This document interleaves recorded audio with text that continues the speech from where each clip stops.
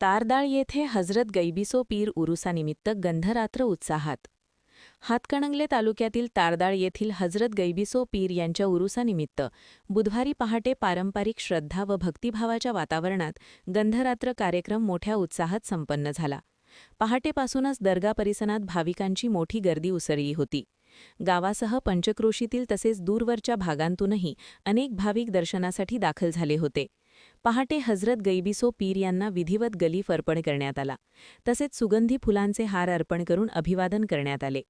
दुआ पठण, कुराण शरीफचे पठण आणि धार्मिक मंत्रोच्चारांच्या निनादात संपूर्ण परिसर भक्तिमय वातावरणाने भारावून गेला होता.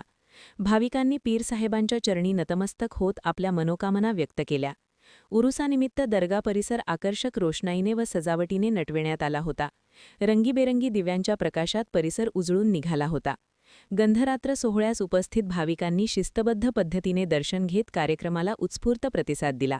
कार्यक्रमाच्या यशस्वी आयोजनासाठी उरूस कमिटीचे पदाधिकारी व स्थानिक ग्रामस्थ यांनी विशेष परिश्रम घेतले. एकूणच श्रद्धा, एकात्मता व धार्मिक सलोखा यांचा संदेश देणारी ही गंधरात्र तारदाळमध्ये उत्साहात पार पडली.